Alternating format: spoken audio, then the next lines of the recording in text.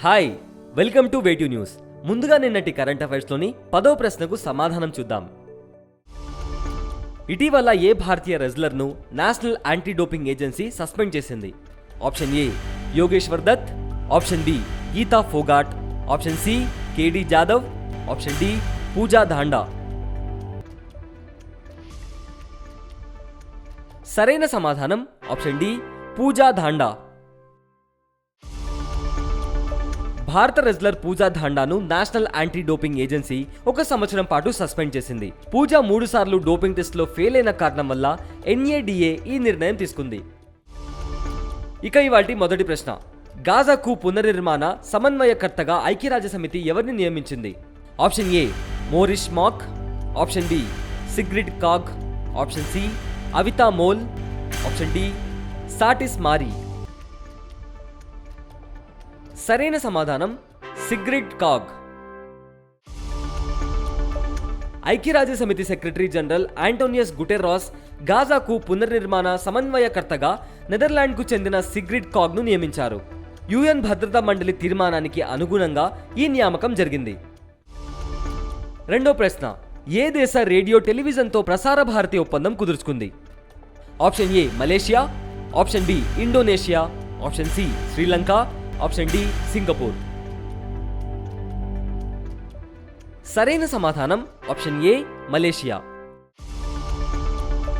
ప్రసారాలలో సహకారం కోసం Malaysia radio టెలివిజన్తో Prasar Bharati అవగాహన ఒప్పందం కుదుర్చుకుంది. ఈ ఒప్పందాన్ని ప్రధాని నరేంద్ర మోదీ అధ్యక్షతన జరిగిన కేంద్ర మంత్రివర్గం ఆమోదం తెలిపింది. మూడో ప్రశ్న, గ్లాక్ పిస్టల్ రూపకర్త ఎవరు? Option A Arvik Martin, option B Gaston Glock, option C Moshak, option D Vetter Mack. సరైన సమాధానం ఆప్షన్ బి గాస్టన్ గ్లాక్. ప్రపంచవ్యాప్తంగా అత్యంత ప్రజాదరణ పొందిన గ్లాక్ పిస్టల్ రూపకర్త ఆస్ట్రియన్ ఇంజనీర్ గాస్టన్ గ్లాక్ ఇటీవల మరణించారు.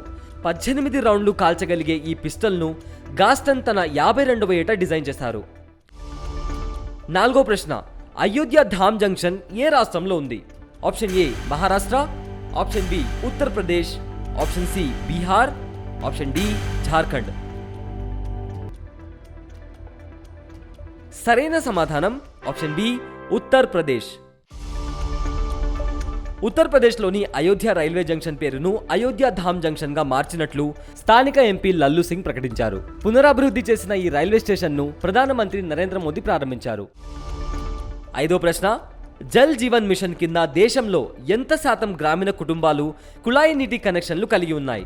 Option A 70, option B 71, option C 72, option D 73. సరైన సమాధానం ఆప్షన్ సి 72.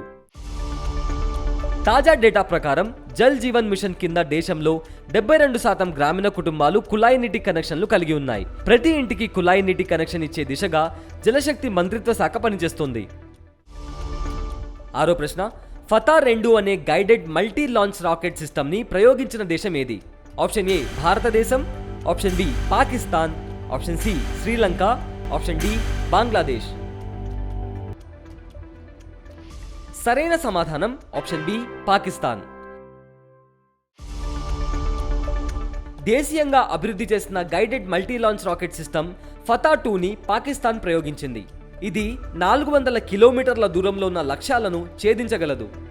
అత్యాధునిక ఏవియానిక్స్, అధునాతన నావిగేషన్ సిస్టమ్ ఇందులో ఉంచారు.